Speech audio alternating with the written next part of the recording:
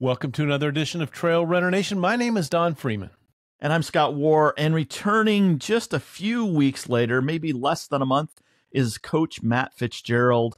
We had such a good conversation with him, but the conversation kind of turned into his experience with long COVID and coming back and having such a successful race and just pushing his own limits that we just barely touched the tip of the iceberg of a new book that is coming out here on the 25th of March called Chasing Mastery, 25 Lessons to Cultivate Your Full Potential in Endurance Sports. And who doesn't want to cultivate their full potential in endurance sports? So if that doesn't apply to you, go ahead and turn off the podcast and go listen to the quilting podcast or something like that, a true crime podcast. Go do that. But if you want to be better at running, if you want to be better at attaining your full potential, this is the episode for you, because we have the person that wrote the book, Matt Fitzgerald. He's written tons of books. I can't even remember how many books. It's over 30. Matt, do you know how many books you've written? Going with 35. 35. Pretty close. Yeah. I knew it was over 30. And I still love bringing up the fact of one of my favorite books, which is Diet Cults, because that really resonated with me and continues to, as I search social media and I see all of these different diets that are proposed, purported to make you the fittest and leanest and best athlete, and I just think of Diet Cults and come back to that the premise of that book. So Matt, thank you for writing so many books. Let's get into this one, Chasing Mastery. I think my first question is, where do you come up with ideas for books, and where did the idea for this one come up? Well, I'm just a curious person. So I have, I'm very passionate about running and endurance sports and coaching and athlete development and all those things. So, I'm immersed neck deep in all that stuff every day. And I love learning, and I never stop changing. So I don't really feel like I have to go looking for ideas. They just bubble up, by virtue of always finding myself somewhere I've never quite been before as an athlete and a coach. Do you get inspiration not only from your life experience, but from some of the athletes you're coaching? Oh yeah. A whole ton. Yes. Especially now that I'm not only coaching athletes remotely through the internet, but have Dream Run Camp going on here in Flagstaff, where we have, real flesh and blood runners coming through all the time. Pretty close interaction with those athletes the whole time they're here. And things always teachable moments, or an athlete will encounter a problem that gets me thinking, those types of, there's just an abundance of those opportunities to learn and be inspired. Let's frame this book, or frame this discussion. I think that you do very well in the book by talking about who is the most successful athlete. Is it the one that stands on a podium and has a medal around her neck or his neck? Or is it the one that finishes with 5 minutes left on the timer, but they're completely spent? That's the word, spent. Yeah. How do you define success, and then maybe parlay that into chasing mastery? How do you chase that mastery? So Matt, those are all the questions that we have on the podcast. You can pick them out and just fill space. Ryan, all right. You'll divvy it up so there's a question and a response. Got it. There are only 2 questions, Freeman. Okay, and really it was one that was kind of, I used the word parlay. It was parlayed into 2, but it was basically one question. Do you need the question again, Matt? Because I've forgotten it now. I think I've got it. Yes. Yeah, I mean, everyone's entitled to their own definition of, being good at a sport. I do this every now and then at Dream Run Camp. I'll just put it to the group, what does it mean to be good at running? And, most people say it means like you're faster than everyone else, or like, you perform better. And like, obviously that is the most recognized definition of being good at running. But from my perspective, there is an alternative definition that is much more, I think democratic and inclusive, but I also think just fairer. And that is this idea that we all have a certain amount of fixed potential. And our journey as athletes is to see how much of that potential we can turn into actual performance. So, I prefer that because it's more within an athlete's control and a coach's control. Whereas, if you're the fastest, that might be by virtue of the fact that you just won the genetic lottery. You were just born with a lot more potential. Could be by virtue of the fact that, you're younger or healthier, things that are not within your control. And that's not really very satisfying, just to like be born good and do nothing with it. And champions will say this, like if they win easily, they're not very satisfied by that. Like they too, yes, they're trying to be faster than everyone else, but the real richness is like getting to a point where you're like, gosh, I'm about as good at this sport as I could possibly be, and I earned it. So that's what, and as a coach, that has to be my orientation, because I coach athletes of all different ages, all different abilities. And like, it wouldn't make any sense for me to like, put more energy into athletes who happen to be faster, like just treating them as more deserving of good coaching just because of things that are not within their control. So as a coach, I get the most satisfaction out of like seeing the most improvement in an athlete, not from just seeing someone who was pretty much, fully formed out of the womb as a runner. I have multiple ideas that came rushing to my head as you were describing that. And one doesn't have anything to do with running. It's been in the news recently. If you're into skiing at all, there's an athlete named Michelle Schifrin who just won her 100th World Cup race, and no one has ever done that before. And it reminded me of another Italian racer that I grew up with when I was skiing, named Alberto Tomba. Mm-hmm. And the guy just dominated. And it got to the point where it became boring to him. Yeah. And so when he was either racing slalom or giant slalom, where it's a combination of two runs, he would purposefully go slow the first run so that he was still in the top 10 or top 15. But he didn't give it his all, so that he had to make up time on the second run. Yes. And so both of these athletes, blessed with the genetic makeup, but also not satisfied with just the easy win, like you said. I think also that one of the greatest lessons I've learned, growing up, or not growing up, but being in the backyard of Western states, is seeing how many people turn out for the golden hour, which is the hour 29 and 30, versus the winners. Mm-hmm. And people love to see the winners. We all like winners, but the pure number of people that turn out for those people that are not genetically gifted or in their prime age or whatever, that still finish. Yep. And I love that whole thing. Yes. Amen. Another example of that. And what that Alberto Tomba mindset is, I mean, you see that across the board in champion athletes. Another one that comes to mind is Chris Evert. So, when Chris Evert was 17 years old, she was dominant. Like, she was the hot new thing in women's tennis, like close to unbeatable. And she was looking at breaking all the records for, most tournament wins, most major wins. And then along comes an even younger phenom named Martina Navratilova.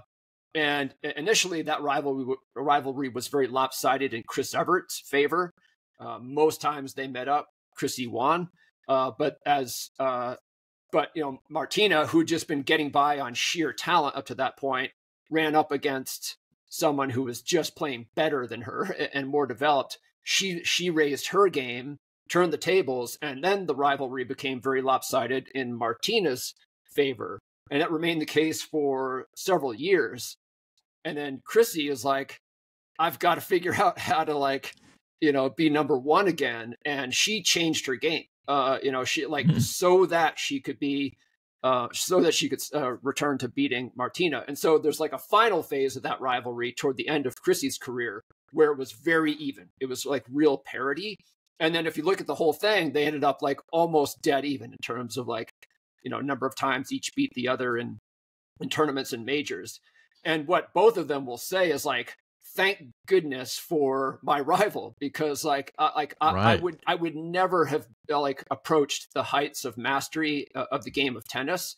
So, they're losing more than they would have if not for the rival, but they're happy for that. They don't like the individual losses, but they love the opportunity to stretch themselves further. And that's what I'm really talking about. And competition pushes us everywhere, whether it's in business or whatever we're doing. We need that extra push to hear the footsteps behind us or see the footsteps ahead of us to keep us striving. And all of a sudden we do things with the clock or with the finish distance that wouldn't have happened.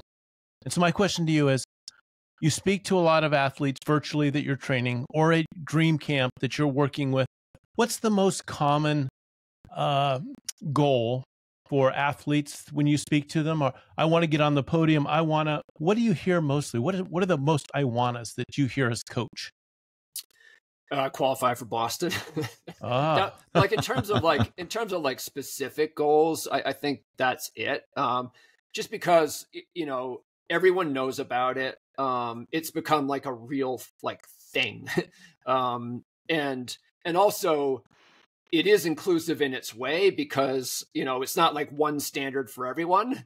It's, they have different, sex divisions, age divisions that allow you to compete against, peers. So it is there's a real magnetism to that specific goal. But I mean, zooming out to a greater level of generality, it's typically achieving, a certain time goal. I mean, just PRs or round numbers, those types of things are very common goal types. The point I make in Chasing Mastery is what happens when you could have a goal like qualifying for Boston. That is your white whale, you're chasing it. It's all you can think about. You're obsessed with it. And then finally you get there and you achieve it. What happens?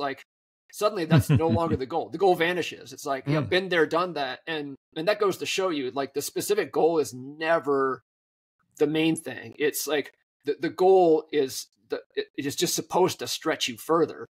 And so you're not doing it right if you don't immediately replace a goal achieved with a more challenging goal. And so what that shows us is that there's a goal behind all the other goals, and that, I argue, is mastery.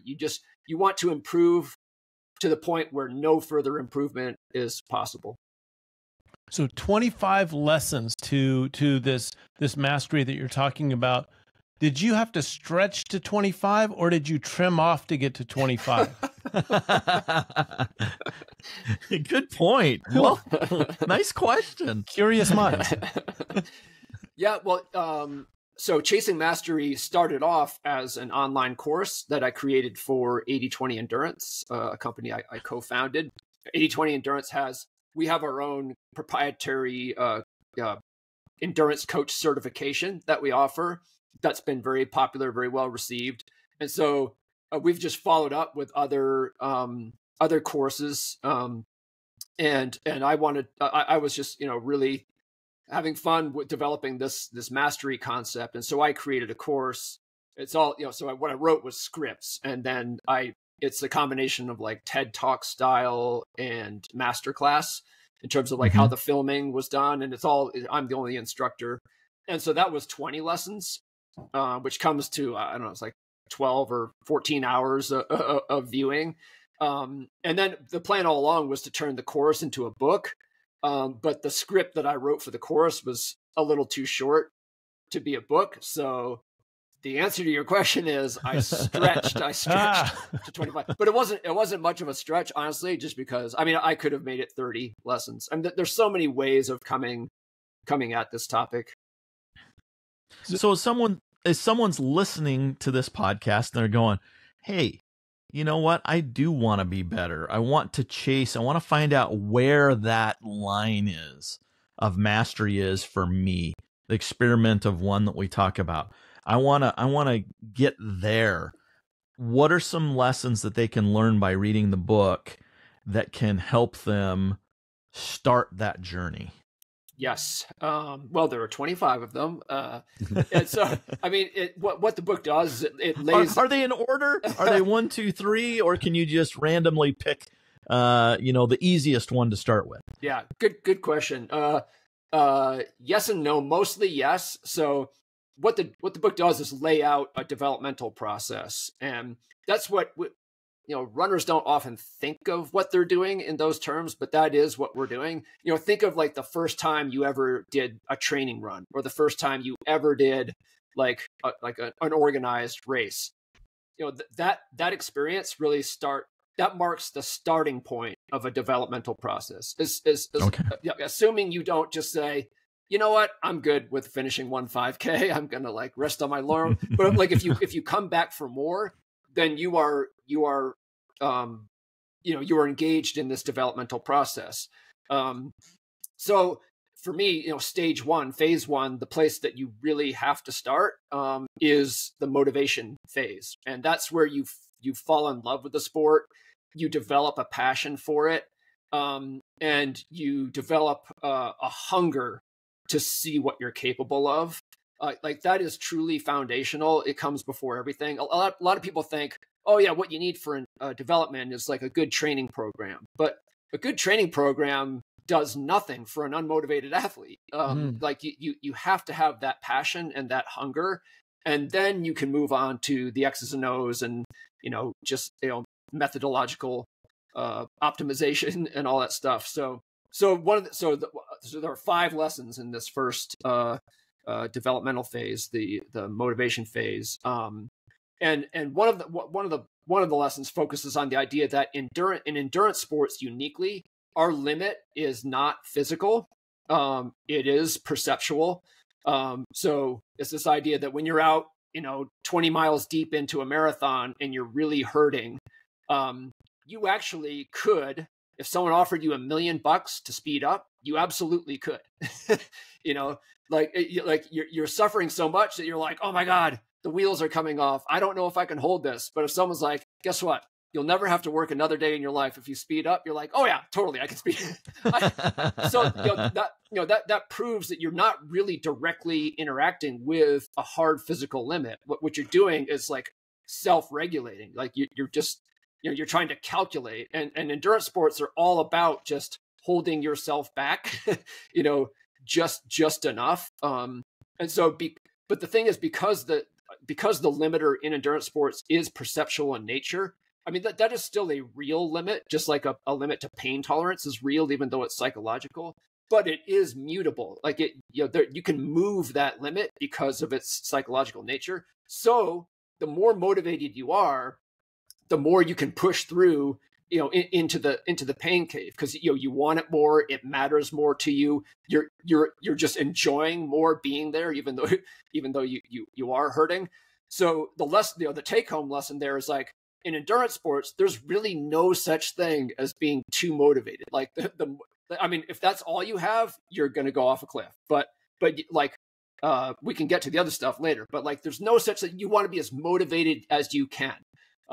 In that chapter, I share a couple stories of Kenyan professional marathoners who crawled across finish lines. Like they were winning the race, and then they just ended up on the road, and then it's still, instead of quitting, they crawled.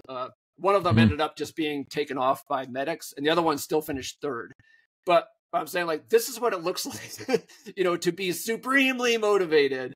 And I mean, you don't want to end up crawling across finish lines. That's not what I'm saying. But like, I'm saying like, it is possible to almost any athlete can be more motivated than they are now. And so that's something that you want to nurture. And it doesn't necessarily like, the thing you don't want to do is like, what's wrong with me? I need to be more motivated. No, you actually just want to love what you're doing more. That's what makes you more motivated. Like having more fun, just getting more intrinsically out of the process itself. Those things are the things that will, take you further as an endurance athlete. So there's an example. Boy, Matt, I didn't think we were going to be talking about motivation, but as you started talking about it, I was motivated to write a few things down and let's talk about it, because motivation will get you up early without an alarm clock. Motivation will put you to bed on time. Motivation will make your diet choices correct and your training to reach in and take some hard stuff and take some easy days. Motivation will do all of that. So if that's the case, and motivation will get you through that mile 20. When you say $1 million will get you there, or a sharp stick on the backside will keep you going, motivation will do it. Yep. So what do you say to the athlete that comes in that says, you know what, I just don't have that same eye of the tiger, the same motivation that I felt last season? What do you tell them? Yes. What I often tell athletes who are in that space is, actually, you're not unmotivated. You're just motivated for something else right now. Because like, honestly, like except in cases of like, clinical depression where you're just like, globally unmotivated, like that would be a symptom of it. When runners just get the blahs with running, if you unpack it, the problem is really only that they feel obligated to be as motivated to run as they once were.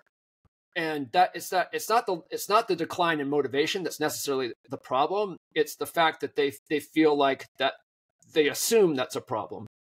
So what I'll do with athletes in this situation is like, what do you feel like doing right now? Because like, and there's always an answer to that. They're just not framing it that way until they have like a coach walk them through it. But oftentimes it's just like, it could be, they have their heart set on qualifying for Boston, but they actually don't even really like marathons. Like they just set that goal because everyone around them is doing it. And it doesn't work that way. Like if it's not coming from inside you, and really speaking to your heart, like the motivation, it's just fake and it's fool's gold. And you'll get, 8 weeks, 12 weeks deep into it and start skipping workouts or mailing them in. So that's what I usually do is like, if you're basically a normal, like a healthy, happy person and you're just unmotivated, uncharacteristically motivated for running, let's just like forget any sense of obligation and come up with something that excites you. And it could just be like, you know what? I want to try one of these hybrid races that everyone's talking about. Like, I don't know. I don't have any friends doing it, and maybe that's why I haven't yet, or whatever. Or I've done everything on the roads and the track, and I just want to get out on dirt for once. So, and sometimes it can be just like I just need to get away from it. I need to deprioritize it for the summer or the fall or whatever it is. And just like when you just open up all possibilities, you often find that like there's no motivation problem at all. It's just like their motivations aren't lining up with what they used to, and you just need to give them permission to go in the direction they are motivated for. And not to make excuses for anybody that might be slightly unmotivated at this point, but maybe it's your body speaking to you that you need to take a little bit of a breather, a bit of a break. Yes. Yep. Hey, there is a popular influencer out there, and I'll disguise his name so that we don't know exactly who it is, and we're not picking on him. But let's say his name is Blavid Robbins. I knew this is where you were going. Is that motivation? Is what he is doing, is he motivating people in the right way? I'm no expert on Blavid Robbins. But I mean, like I sometimes jokingly say like if you need a motivational speaker, like you're beyond help. like, I mean, honestly, like that isn't, I mean, nobody has that power. Like that, like, like, like coaches and teachers and motivational speakers, like they can nurture like a person's own motivation, but like no one else can motivate you. And if like you're looking elsewhere for it, you've got the cart before the horse. So I'm familiar with something I do know something about. It's like how different types of how different coaching styles affect the motivation of athletes. So there definitely is influence. Like imagine like a very, and actually this is research based, like very dictatorial coaches who are just like, it's my way or the highway, and it's really like, you win for me, and when you lose, I'm ashamed of you. Like you hurt me if you lose. Like those coaches exist, and what the research shows is like their athletes tend to be very unmotivated, whereas coaches who are very good at what's called autonomy support. So they're just like, they're kind of like, if you have to land a plane in mid-flight because the captains become incapacitated and your fellow passengers nominate you to bring it down, and you've got someone on the ground, in air traffic control, just saying like, it's okay, you can do this, I'm going to walk you through it. Like you're actually doing it. Like you land the plane and you're going to be on CNN, but aren't you glad to have the support of like an expert on the ground there?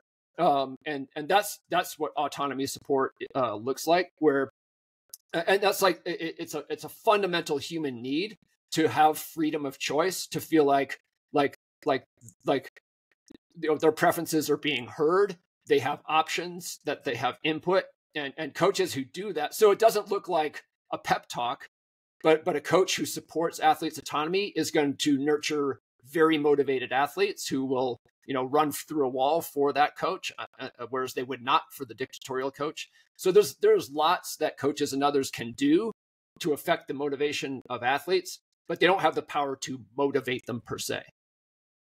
So Matt, as a coach to various types of athletes, how much time does it take you to become, or maybe you do or don't, become a chameleon to understand what is it this athlete responds to? Do I need to be a dictator or a mommy? What do I need to do for this person? Yeah, good question. I mean, that's one of the themes of Chasing Mastery. It's a book for athletes, but it's very much a book that coaches, can read and benefit from. And the point that I make in the introduction to the book, when I'm kind of laying out this 5-stage developmental process, is that as a coach, you have to be a different version of yourself to individual athletes based on what stage they're in, like where they are in the process. It's really just a matter of like, what is an athlete's greatest need right now? So in the beginning, it's motivation, and then it's learning. And then from learning, you go to understanding. That's where you're not just monkey see, monkey do, but you're actually able to make your own decisions based on kind of having internalized the principles underneath the methods. And then you get on to stage 4, which is individuation, where you learn to take all these best practices you've absorbed and then really tailor them and customize them to you based on what you are learning about yourself as an athlete. And then the final phase, when you're really close to mastery, is the challenging phase. And that's where like job number 1 is just to not get complacent, because you start to feel your oats at that stage. And like, you're having a lot of successes, and there is a human nature type of tendency to start coasting there. And so at that stage, you need a coach who just, does like devil's advocate, or, just finds ways to throw curveballs at you. And so as a coach, you like, chameleonic is kind of the word. I mean, you have to have a core as a coach, because you will lose trust quickly if like you're talking out different sides of your mouth at different times. But you do have to have that shape-shifting quality to be the coach that athlete needs you to be at that time. So finding the right coach, I can see, is very important, but I'd like to shift it just a little bit about finding the right running group or the right running partner, because that's got to be also, a very careful choice. Yes. So yeah, so the kind of like the model of motivation that I just pulled from in talking about autonomy support, it focuses on like 3 basic psychological human needs that have to be met in order for you to be motivated. So yeah, autonomy is one of them. Like you just have to feel like you have some say in what you're doing. And then affiliation is another one. And that's, think about it. Very, very rarely does someone just carve out a day and do an Ironman triathlon all by themselves. They just like go to a lake, swim 2.4 miles, hop on a bike 112, and then hop off the bike and run a marathon. Like anyone could do that and you would save money, but like people don't because what gives meaning to completing that type of test is doing it in a social context. Like we are social animals. And so, even the introverts among us, like we need that. And it's really hard to reach your full potential as a runner, as a complete lone wolf, just like off a satellite, off on your own. And maybe the only time you're ever around anyone else is on race day. So yeah, like, and so it's incumbent on each runner to know, just like how much of that they really need and what form. So for some, it's like, do I join a group or do I just find a buddy, to run with? Some people just do much better one-on-one. For others, like, maybe people who just draw more energy from a group, then it becomes a question of like, which group? Because they vary a lot, right? I understand that these days a lot of running groups are just kind of like singles dating scenes or whatever. So, that could be a good fit for some and like totally the wrong place for others. We've had a chance to announce some races coming at the end, and it's amazing to see, and just running the races, to see then when things get hard, people link arms together and do it as a team. And they just naturally gravitate and say, let's get this done together. I'm with you, you're with me. And boy, there's a lot of strength in combining resources and helping one another through. Not a complain fest, not a chance to share the grief of the journey, but to support through the hardship and carry through those points. It's amazing. Humanity is amazing when people get together, what they're capable of as a team.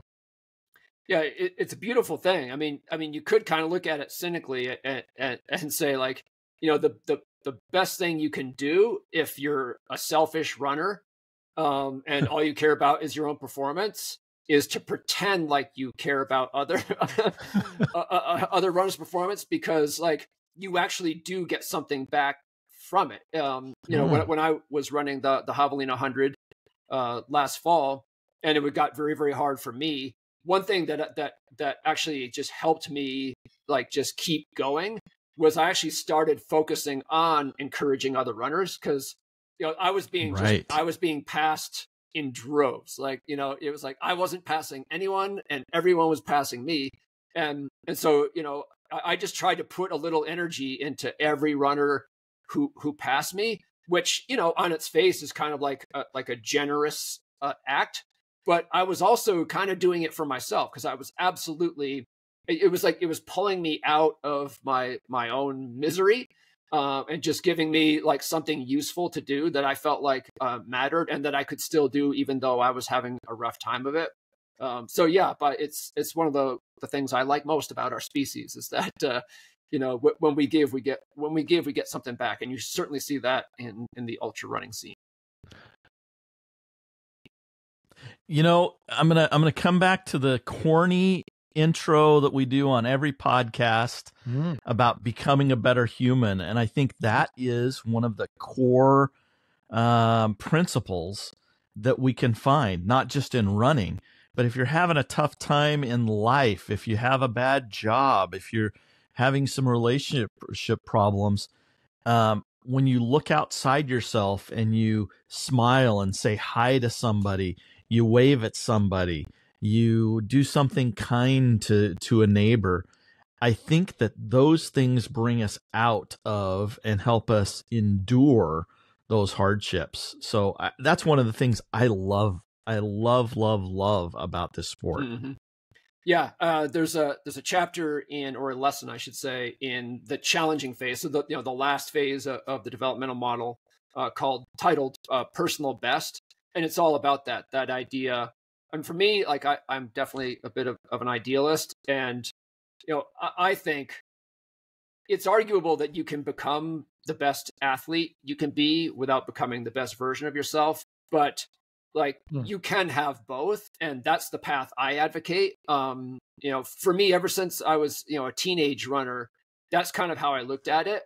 I saw my limiters as a runner as areas of growth opportunity for me as a person. Like I was too fearful and I wanted to become brave. Well, that's not really a running thing anymore, right? Like that's that's about you. And so that looks different for each of us. It's not like we're all trying to become perfect, and perfect is one thing.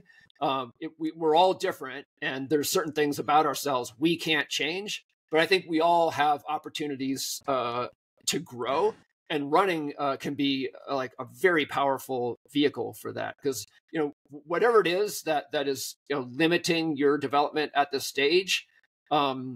It doesn't just a surface thing. It's the roots are deep in your personal psychology, and some people don't want to go there, but as an athlete and as a coach, I like to go there because it's a richer journey if you feel yourself growing and maturing as a person at the same time you're developing as an athlete.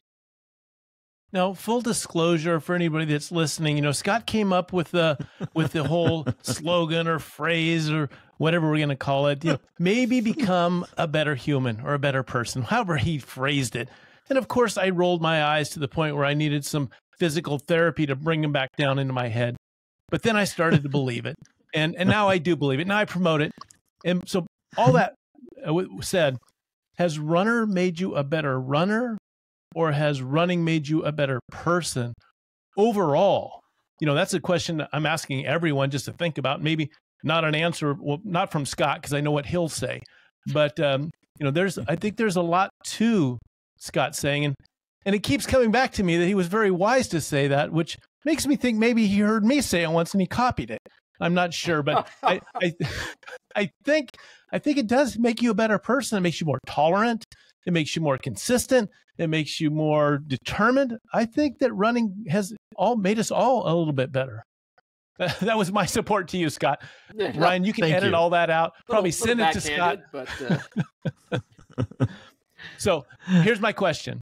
Matt, what is your favorite lesson out of the 25? Which one wrote itself? Which one is like, I'm going to write this 11 and this 13, I'm going to surround it. Does that not be 25 or 24 around it just to protect this one? Do you have one that just stood out and said, this one wrote itself? I would say it's probably hard fun. That is a lesson where the entry point is this idea that, endurance training is a lot of work. It's hard. Like you're frequently experiencing discomfort that you impose on yourself because this is your hobby. And in order to, and because, endurance training is hard, it requires, like a sustained high level of motivation. You can like from sheer willpower, you can do one hard workout one day, but what about like week after week, just stacking consistent quality training? Like it takes a lot of motivation. And we've talked a little bit about that already, but one thing about motivation is that you can't completely manufacture it. To be drawing on every possible source for motivation, you need to have some proof that what you're doing is working. Like it's not very motivating to do a lot of work and go nowhere and actually have proof that you're going nowhere. The numbers, you're just looking at the numbers and like, same as last month. Dang, I ran 200 miles last month and I'm the same. Like that is going to put a needle in the balloon of your motivation. so it's just natural for all of us to want to see evidence that the training is working. And there's some obvious places that athletes tend to go for that. You can go in for physiological testing. Increasingly, these wearables and devices we use are kind of telling us, providing that kind of feedback. But for me, like all of that stuff has flaws and limitations. A lot of the stuff that you get from your devices just isn't all that reliable. But even to the extent it is, like, it doesn't really give you much motivation to be dependent on that external feedback, because you're still you're like, oh, well, what I'm doing is only going to be worth it if I get the number I want. Well, then you're sort of waiting for your motivation. Like you need to be motivated now, and you don't get fitter every day.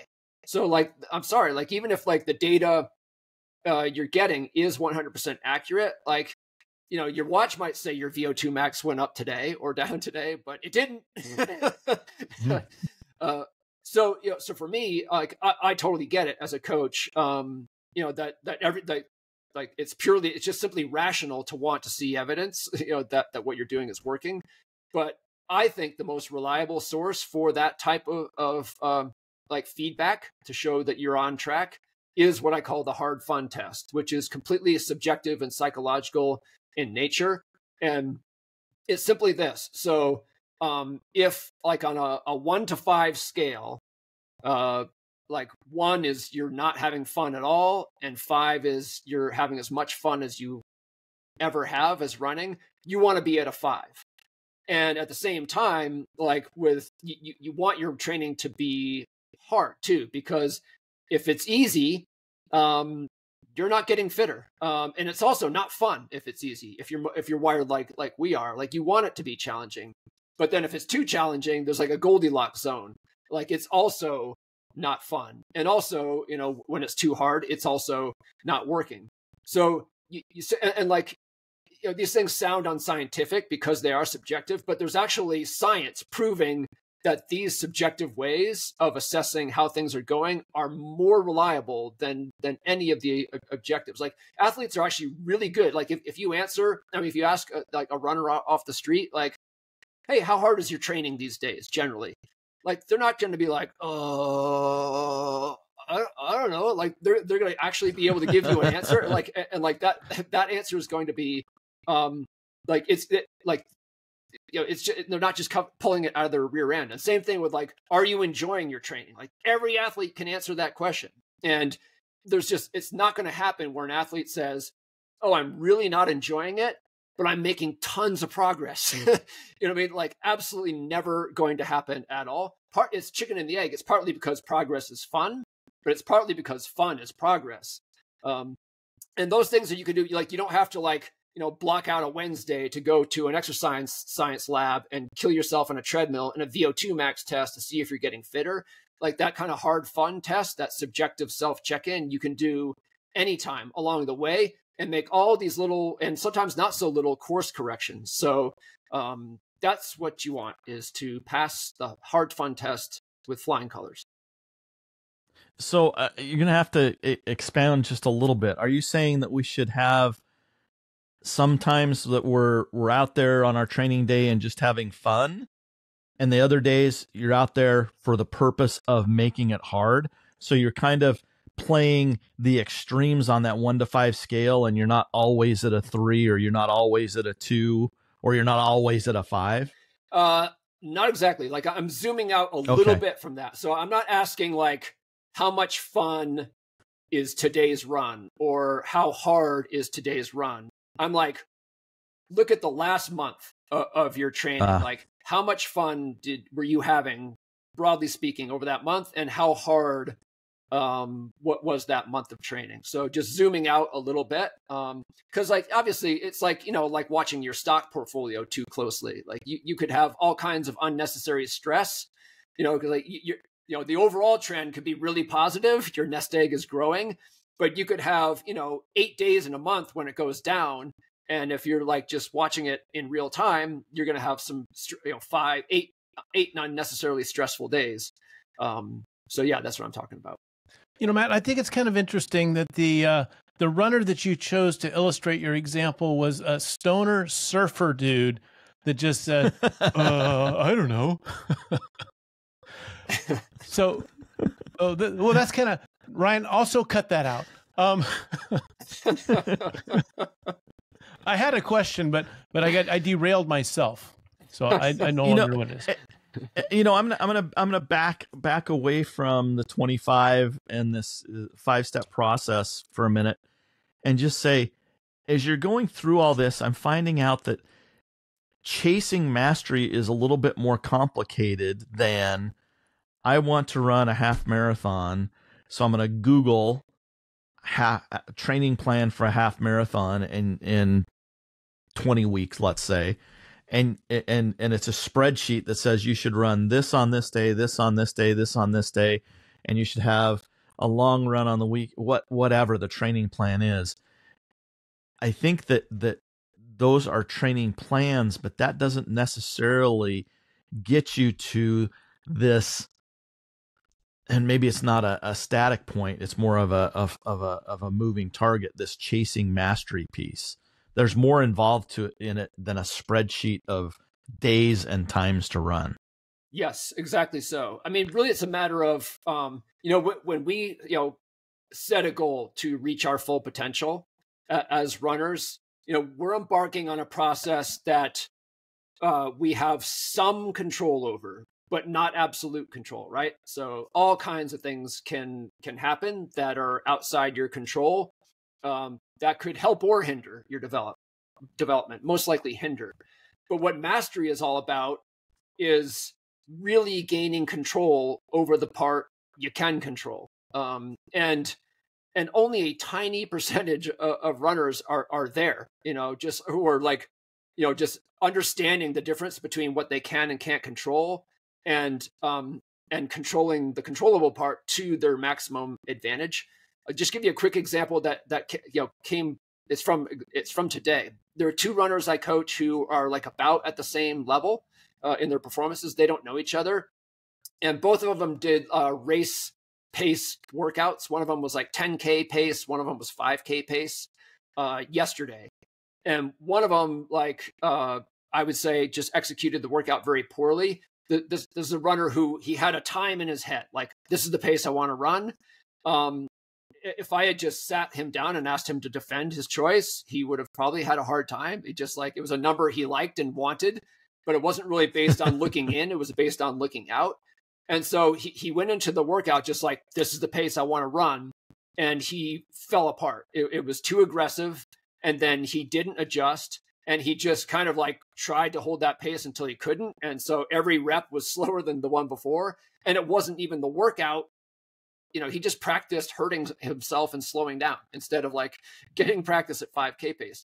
The other runner, he told me afterwards, it was similar. He said, like, I could tell, during my warm up that I didn't have my best legs, but I just kind of managed it. And like, I look at his splits, and he actually got faster over the course of the workout. Cause like what he was doing, he was asserting the control he had. The first runner was just like, he was making himself, he was just kind of like chaining himself to a semi-arbitrary number and just hoping it worked out, and just was not using the control that was at his disposal to really nail that workout and get more out of it. Whereas the other runner was like, well, I would prefer to have my best legs today, but I don't. And just like eyes on the prize, I still want to get the most I can out of the workout. And chaining myself to my original goal until I flame out is not the way to get the most out of the session. And so I mentioned, like, these 2 runners are about at the same ability, but I can tell you which one's going to improve more over the next year. And so that's what we're talking about with mastery. So yes, it is complicated, and it puts not complicated, but like there's a lot to it, and it puts a lot of responsibility on the athlete. And that can be like daunting for some, but I mean, like, I'm sorry, there's no other path actually. Like, like that's what mastery is. It's like you being the boss of the controllable elements of your running journey. So I'm just going to throw this up because it's free to do and just general discussion. Maybe that athlete that broke himself or herself at that pace was using that as motivation to get out there and push themselves to a place that they didn't realize they could even do, that they had self-limited themselves, but stretching for this stretch goal, they could discover, wow, I've got more speed, I've got more strength in my legs and endurance in my heart than I even realized. Could that be? I'm trying to defend the person that blew up. So yeah, I think there are selective scenarios where it can kind of make sense to just like, go to failure, but like but really for the most part, those are simply wasted opportunities. That's all it is. Like you're not even really being present in the workout. It's actually much easier to just pick a number and see if you can do it. Like there's like, you don't have to listen to your body. You don't have to make smart adjustments. You're just picking a number, maybe out of a hat, maybe because you like it's your friend's PR and you want to beat your friend. Like you don't know if it's right or not because you didn't bother to think about it. And then you just go out there and try to run that pace. And either you can or you can't. Like where's that going to lead? Like how, like, imagine if it really were a race and like, that's what you were doing. Are you going to finish saying, all right, well, I didn't have my best legs today, but I still got the best result possible? No, like you have to do it the way the other athlete did it, which is like to be mindful, to listen to your body, to make smart adjustments, to have that level of self-trust. So no, Don, sorry. No, that's okay. It's okay for me to be wrong. Much like that pace that I chose, it's okay to crash and burn sometimes. That's what happened to me.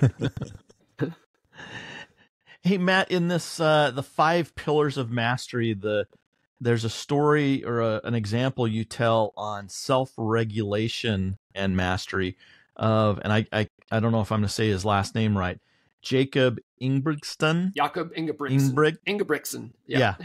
Yeah. Tell us a little bit about what he did or does. Fill it in more. I've written a lot about Jakob. Which example is it? He uses self-regulation to take full control of his development. Yes, right. Yeah. So, Jakob Ingebrigtsen, who's I think he's 24 years old, maybe 25. He's got Olympic medals, world championship medals. He's on track to be one of the best runners who ever lived. He's broken world records. He's a phenom, and he's Norwegian, and there's like a lot of like really great endurance athletes coming out of Norway now, which has led to this idea of like a Norwegian wave or the Norwegian method. Right. And, right. And Ingebrigtsen's approach and that of other top Norwegian endurance athletes is very controlled and measured. And so what they're trying to do is they're not trying to complete like heroic epic workouts. Like they are just trying to like stack bricks. and so it's kind of like it's kind of prosaic and workman-like, their approach. And so they're sort of like they're working hard and working consistently, but always leaving something in the tank, like day after day after day. And it's not just the Norwegians, like Eliud Kipchoge, who also arguably one of the greatest runners who's ever lived. He talks in a very similar way. He has said, like, I never go 100% in training. I go like 50%, 4 days a week, and 80% 3 days a week, and I save 100% for race day. So that self-regulation, it's hard for all of us, but it's even harder at the highest levels of the sport where you're trying to be like better than everyone, to actually not look over your shoulder at what other people are doing and have that like trust in the long-term process where like you never feel like you have to like test your fitness. Because that comes from a place of insecurity. It's just like, how fit am I really? Well, I know I'll just go race in training and then I'll see. Well, unfortunately, because that comes from a place of insecurity, you're just going to do it again tomorrow too, because you need reassurance. And then suddenly, like, your training is erratic, and not very productive. So, it takes, like what you often see in the true masters of endurance sports is restraint. Like, grit is kind of table stakes. Yeah, we all have to be gritty to get a seat at the table for our development as runners. But like once you're at that table, what is really often like difference making is the ability to hold yourself back, which is it's easier said than done, and champions are doing it, and it's very much tied into the psychology of self-regulation. On your scale, you used a scale earlier on the fun hard of 1 to 5. Let's say that it's a 1 to 5 scale again, and 5 is that self-mastery, okay? And 1 is none at all. When runners come to you as a coach, where do you find most of them at what level? Yeah, I mean, there are no 5s. And then a lot of 1s, 2s, and 3s. But it can also be mixed. It can be, I think I'm oversimplifying a bit, because like you can have athletes who are strong in certain areas of mastery and weak in others. And also one thing I notice is, I can get an athlete who's very new to the sport. They don't have a lot of experience, and I can see their potential, like to develop right away.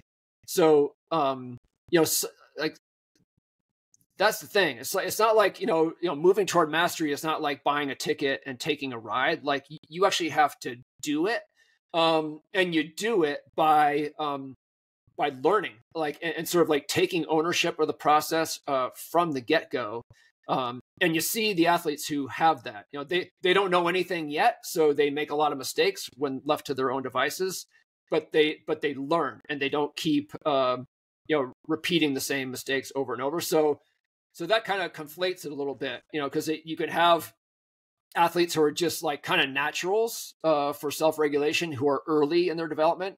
And then you can have others who they've been at it much longer and they have developed quite a bit, but it's been a struggle for them because like they don't have the it factor of being kind of like natural learners, or just being like gifted with self-regulation. When I listen to these, if I go through the 25 lessons, I've got to think that there are a number of these that can be practiced throughout the training cycle. And, I have to have some grit. I have to have perseverance. I need to be able to self-regulate, and all the way through so you can reach your goal of race day. But then also on race day, you can still practice these 25 throughout the entire race, whatever it might be. There'll be a moment that you need some of those lessons. I'm kind of thinking of fluidity.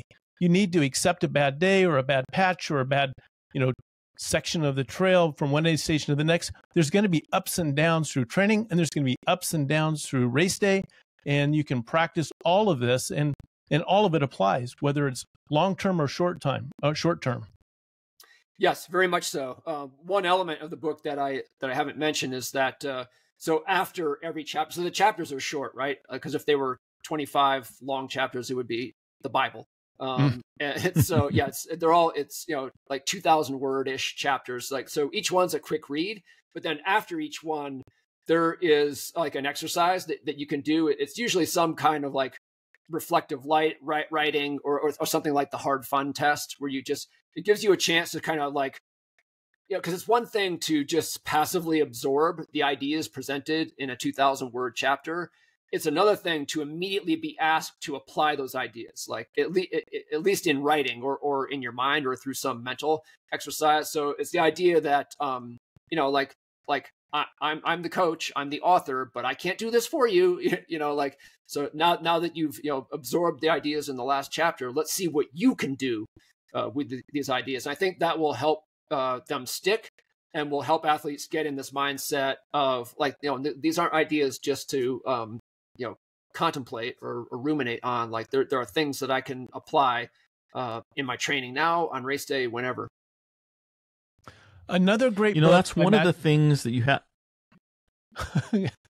Go ahead, Scott. No, you got it.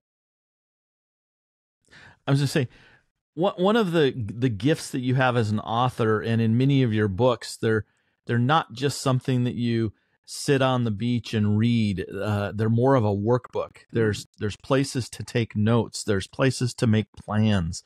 and work through. And I love that about this book as well, is the chapters are short. I like short chapters. It's a page turner, Matt. It's a page turner. But then at the end of each chapter, you have a chance to reflect and apply the principle that you learned in that chapter. And so kudos for you on that. I know many of your books have similar themes where it's more of a workbook than just a novel. Yeah, that I mean, exactly so. And it's really just like a book for me is an extension of my coaching. And, you know, in the coaching I do with any individual athlete, like I'm trying, I see it almost as my job to put myself out of a job.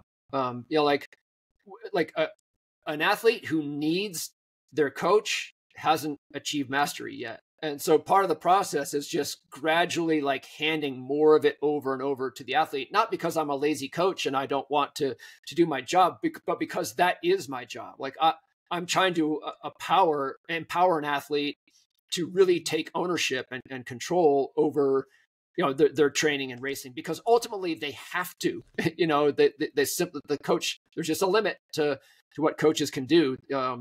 And really, you're actually slowing the athlete down by just insisting on keeping the training wheels on, even when, you know, they're ready to ride on two wheels. So that's what I'm doing in my books as well. And I think that's part of the reason they're probably not for everyone. Like some people are more receptive to, hey folks, I got it all figured out. Here's the formula. Like just memorize it and you don't have to do anything else. Like for me, it's like, no, like you actually have to do all of it. But what I can do is lay out a roadmap for you and cheer you along. Well, we really appreciate you putting all these lessons into one spot and making it a page turner. Tell us a little bit more about your dream camp, your running camp in Arizona that you have that will probably teach some of these lessons in real time. Yeah, Dream Run Camp is kind of like a fantasy training retreat for runners. You know, there are a lot of adult running camps out there. Most of them are just like long weekends. And ours operates year round on a small scale. And our format is what I call rolling attendance, where individual athletes just can come on their own whenever their schedule suits them. We get a lot of teachers and college students in the summer when they're not in school, retirees in the winter. And you sort of just arrive whenever you like, and then you get to know the other runners who are here and the coaches and the community we have around us. And it's just an opportunity, you know, if you have that passion for the sport and that hunger to improve, it's an environment. It is like the perfect environment for you to, you know, just fall even more in love with running, learn more, get inspired, get some really high quality training in like an incredible place to run at high altitude. And yeah, just like get to know the community a bit. And it's, you know, I created it because I thought, well, it was really based on an experience I had as a fake professional runner here in Flagstaff in 2017. I just wanted to make a version of that available to anyone who wants it. Dreamrun.com for more. Nice. It's really unique. That's what I love about it. You don't have to. You have to plan for it, but it's unique. You can go for however long you have, and I think that's weeks, kind of yeah. I think that's really, really cool. You can also find more about Matt, his coaching, and all of his 35 books at mattfitzgerald.org. Matt, thanks for coming on and thanks for writing this book. I haven't made it all the way through, so I'm looking forward to finishing it, and hopefully I will be on my quest to chase mastery. But wherever you are on your journey to chase mastery, you still have to put on your shoes, you still have to lace them up, and you have to still run. Mas.